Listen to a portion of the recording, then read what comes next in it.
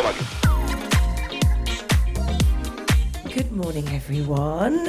You'll have to excuse the voice because we did indeed have a great time yesterday. I think we finished about 6 a.m. So we are here today to talk about the latest campaign from Magnum. So we are all a combination of agency and people who work at Magnum, but we don't really split ourselves like that. We are one team. We definitely act as one team. And we definitely have the same dream for this brand. And yesterday we launched House of Magnum, which is the latest campaign at Cannes Film Festival on the Croisette. We had hundreds of media, hundreds of influencers shut down the Croisette as we normally do. But before we get into what we did yesterday, I think it's really important that we first talk about what is House of Magnum. And we probably need to ask you because it's your baby, hey? Yes, it's so exciting to see it come to life. And like KJ said, apologies for my voice as well, but I'm very happy to be here and to talk about the campaign. So actually this campaign, it started all with little luxury moments that become more and more important nowadays. And food really became a gateway to luxury. And the good thing is that consumers actually see Magnum already as a little moment of luxury. So what we said is like we really want to start with that consumer insight and make sure that we put that front and center. And it's really important for us as a category leader to justify our worth paying more for as a brand. And therefore we started to think about fashion as already a gateway into luxury. It's a DNA of the brand. It's something we're doing for years. And House of Magnum came to life like that. And it was really something that we put front and center. It's an ecosystem. It's for us always really important that we build a visual and creative universe that allows depth. And my colleagues will talk a bit more about that later. But House of Magnum, in essence, is all about the craftsmanship, because fashion, there are a lot of different types of fashion. But what for us is important is not only how it looks, but also how it's made, because ultimately we wanted to put that craft front and center of our brand. So House of Magnum did exactly that, and it borrowed codes from haute couture and brought that actually to life. And that's super, super exciting to see that. And it built an ecosystem in traditional media, but also in parts of culture. So really, really exciting. Because we've been in fashion for, many, many years ago. And then we sort of diverted into music for a bit, didn't we? But it felt like our step back into fashion was so right for the brand. And you talk a lot about craft and the similarities between the craft that we put into Magnum and the craft that goes into fashion. And I always love when I work on this brand, like to hear you guys talk so passionately about the things that you will always protect on this brand, like the gold wrapper or the gold lining of the inside of our wrapper. Can you talk a little bit about that? Because I always think that's such an interesting thing. 100%. So what we always do when it comes to our packaging, every single little detail matters. And it's really important for us that we protect that. So we have something inside our teams where we talk about distinctive brand assets. And the gold foil is one of those. It's something that's identical. It's something we're doing across the brand for years. And it's something that we will also not move away from. And for us to put that front and center in the gold foil, we see that also resonates across the whole world and across different cultures. And we are a mass market brand that's in more than 60 markets globally. So for us, it's important that we speak a global language and that we use and reach all of these consumers. So the gold foil is one of those things that we're doing consistently across the world, and also important for us because it differentiates us from the competition. And of course, it's not just about the gold foil inside our packaging. It's also about the quality of the product. And I think I always love with this brand, like it was a brand that was the first, I always get this wrong, adult premium chocolate covered ice cream on a stick. Correct. Was that right? It is. Okay, I've drunk the Kool-Aid fully now. But I think, when we think about how long this brand has been going for, like you guys created this market, you were the category leaders, but it's so important that you stay at the front of that category, right? Because it would be so easy to rest on your laurels or to make cuts or to, make decisions that hinder the quality of the brand. But I watch you day in, day out, stand firm and sometimes make your life very, very difficult because you stand so firm on that quality. And I love that you've then translated that into fashion and made it into, a campaign of House of Magnum. So talk to me about what the hardest part of making House of Magnum was. I always think that's an interesting place to start. Yeah, so we obviously start with a consumer insight and then we build a creative universe in that. And I think what can happen if you have a broad creative universe that allows depth it's really easy to actually move into a lot of different directions and to actually move away from a main message. So I think the biggest challenge for House of Magnum for us was to make sure that we keep craft front and center and not just go as fashion as an overall territory, which can be really, really broad. So we wanted to make sure that it really is all about the story of how things are made and not only how something looks. So to really talk about the details, and that's really came through in the event. I was immensely proud yesterday when I was there of the team, how we pulled it off, seeing the craft that goes into every detail. It's goosebumps, honestly. That's so nice. And I think, we create these campaigns to launch our innovations every year, right? And the innovations this year, if you haven't tried them, no, that's wrong. Le Pêche, not Le Pêche. Le Pêche and Le Pistache, they are absolutely delicious.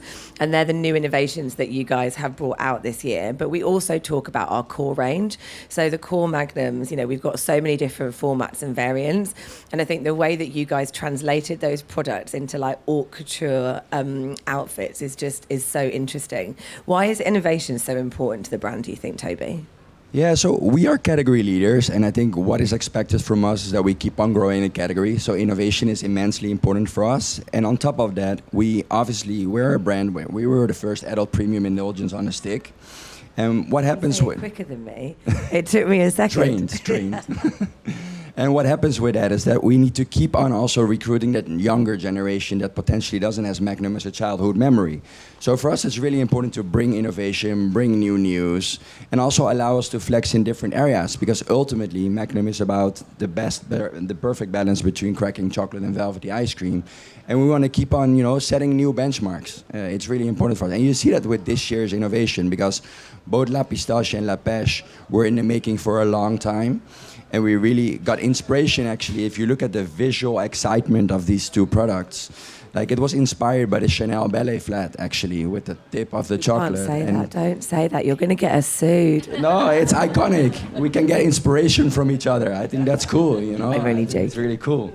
And I think it's just, it brings this another level of this visual excitement, which is just really important. And why not get inspiration of these beautiful brands? 100%.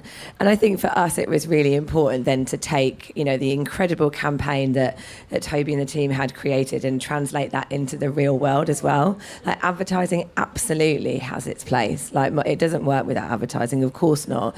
But I think our job, the three ladies here, is to then take that and translate it into something that people can touch and they can feel and they can get involved with. And that's what our launch here at Cannes Film Festival yesterday was about. So we actually created the House of Magnum's first ever runway show, which was a real career highlight for a girl who started in fashion. And we actually created 15 different looks from 8 designers from all over the world. And they were just absolutely stunning. And they all spoke to different products within the brand portfolio. And then we did a huge runway show. We also had Law Roach as our taste architect. What an icon. What an actual icon he was. And then he acted as our taste architect. And then we had some really iconic talent walk our show. So we closed our show with Heidi Klum in a dress that was inspired by the new product La Pistache. Stunning, so stunning. We also had her son Henry walk the show in an outfit that was, or a design that was inspired by Le Pêche. And those really beautiful moments between mother and son, I think, were actually really important to us, because we really wanted to tell deep stories. We don't just want to buy a talent and badge them into a campaign. We've really got to think about what's the narrative that we're saying here. But I also think, we really wanted to bring through some designers as well. So do you want to talk a little bit about how you came about it with the designers? Yeah, amazing. No, I think Toby made our life much easier this year when the campaign was the House of Magnum. It showcases beautiful fashion show moment in the TV commercial. And we had to brainstorm, how do you bring this into culture? The answer was right in front of us. So it was really amazing moment yesterday to bring this fashion show from the creative universe of the House of Magnum in real life. So when we wanted to do this fashion show, of course, we needed someone to curate it, bring all these looks together. So Law Roach was the dream talent to be able to work with. And I think one of the important things for us is, like, we are present in 60 countries. We have so many markets that we work with. And as global as we are as a brand, we need to make sure that local markets and our countries can flex within the campaign and bring cultural relevance to their local markets. So what we did is we brought designers from all around the world, so all our top markets from Germany, Netherlands, Mexico, all the big countries, and they all selected one designer. So a lot of them some were more established, some were more up and coming, and this was the beauty of working with Law Roach, because he really wanted to facilitate the ability to give up-and-coming designers a platform under him. So it's something that we really stand for as a brand as well. So it was really beautiful to bring this moment to life. So each of our markets, they chose one designer and they created a look inspired by the product that is most important in their country. Because of course we have a massive portfolio, we have our innovations, and for each market we play with a different product or portfolio to push. So this fashion show gave markets the opportunity to really tap into the product that they wanted to focus on. And it's been a long journey, because the whole campaign started with all the designers showing the BTS content of how they made the looks, how it was inspired by Magnum. We brought them to the Cannes Film Festival. We did the whole fashion show. And then after, a lot of these local markets also have local activations with the designers. So it's really a connected moment that starts from the market, we bring it to Cannes, and then we bring it back to the local country. So yeah, it was, and some of these designer stories, they're so beautiful. I think I need you to tell. You need to tell the. So one we from UK. have our UK designer is the most incredible lad called Ethan Leyland. I actually started following him about 3 years ago. He went to Central St Martin's. I went to London College of Fashion, both under the same sort of umbrella university, both fashion, obviously. And I had been following him for a while, and there is this part of TikTok called #Day in the Life of a Fashion Designer, and he built a huge following, filming all of him designing his final show at Central St Martin's, and he was just so down to earth, so relatable. He's from Liverpool in the UK. But the designs that he made were just absolutely stunning, and he was relentless. He was absolutely relentless in his determination and his ambition, and it absolutely shone through in all of his content. And we were talking to him for a while. We would try to get him, to work with us, for the TV ad, but his timings didn't work out. You know what it's like. We just couldn't make it work. And then we kept talking to him over a 3-year period, or 2-year period, actually. And then we kept talking to him, inviting him to Magnum events. And then eventually we thought, you know what, he's going to be our UK designer. And then he designed the most incredible outfit, and we were watching all of that come through. And then we decided to open the show with him. But he literally, he started creating these Magnum, outfits for us about a year ago. He was posting it on his channels. And I think that really talks to the fact that if you build genuine relationships with people and you really care about them and their journey and you allow them into your brand world, I mean, he's been on the most incredible trip. He's delivered so much for us. He's worked so hard. And I think that relationship will be a relationship for quite a long time now. And I think it's also a really beautiful story about how anyone can find their platform.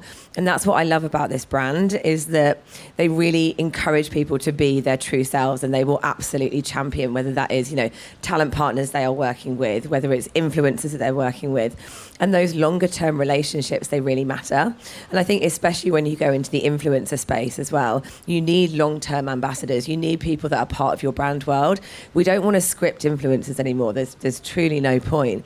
And I think when we're thinking about earning that conversation and making things feel really authentic, you have to show people, behind the curtain of your brand. And I feel like we really did that with Ethan, and I know that we will have a very, very long relationship with him. But do we want to talk a little bit more about storytelling and those brand worlds? Because I think we really see ourselves as creating an ecosystem and a whole brand universe right around Magnum. Yeah, Yeah, no, definitely. And a big part of this campaign is the ecosystem that we built. So we want to give a voice to many, many people to be able to speak about the brand and give them the content and the creative universe to be able to speak about Magnum. So if we deep dive a bit on this campaign, we had the whole angle with the designers telling their story about how they were inspired by Magnum. Then we had the models and celebrities and influencers who actually walked the runway and how they experienced the brand coming into as they walk the fashion show. And then of course how we do our campaign is we have two major legs to it. So the first day we call it our influencer day. So we invite influencers from all over the world, and we build these experiences on our Magnum beach, connected all to the house of Magnum, from designing your crochet bag with little Magnum symbols. We have our iconic Super cute, by the way. I stole loads of them. And we have our iconic dipping bar and our spray bar where you can customize your magnums to fashion-inspired patterns. And the influencers come, they take a bunch of content, they experience the beach, they're able to talk about our brand in a way that feels authentic to them. And then, of course, a big part of our event is also the traditional media. So we bring a lot of high-value celebrities from all over the world to come to the beach. We have press.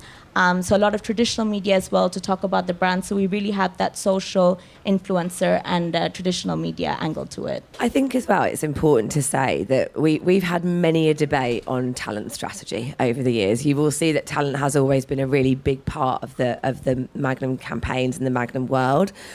And I believe that now you don't really get that one big global talent anymore that works for absolutely everyone. I think that the way that social is driving and has driven culture, I think that local markets are now so nuanced that you probably have a handful of people that have equal relevance across all of those markets. And truly, there's no point trying to find that. Actually, it's better to have someone who, like Law Roach, can absolutely fit the narrative perfectly, can bring a level of expertise and narrative and storytelling to the campaign.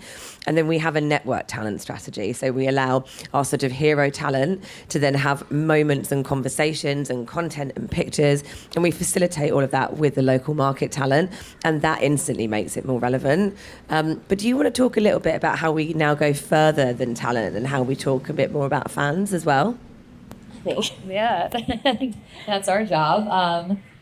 Our company, Fanmade, we come from the superfan world and really building online communities, understanding the different pockets of the internet. And I think once we started working with Magnum a few years ago, which started because I have worked with Miley Cyrus for about 13 years now. We did a Magnum campaign about 6 years ago when we really built out a social fan-first strategy that was super successful. And so then working with the brand, we wanted to understand, how do we kind of bring this into the world and the campaigns that you guys are building?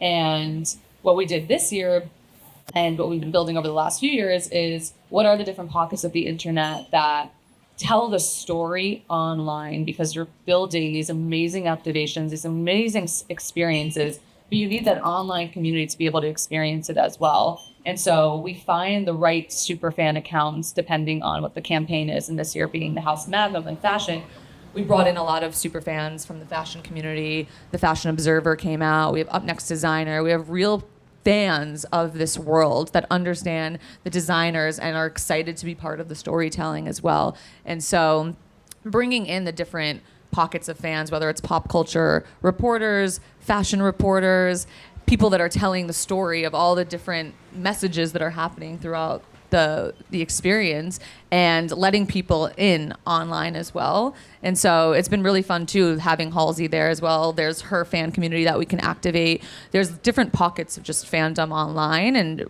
our job is to really get all of them talking and excited and familiar with the Magnum brand. And I think that's it, actually. I think we've covered most things, but I do want to finish on one thing, and that is a huge thank you to our brilliant Magnum client. You truly are one of a kind client. Like, you let us go on these mad journeys and you trust us to do that. And you also give us the freedom. You give us the freedom to sometimes make mistakes, but find a solution to it.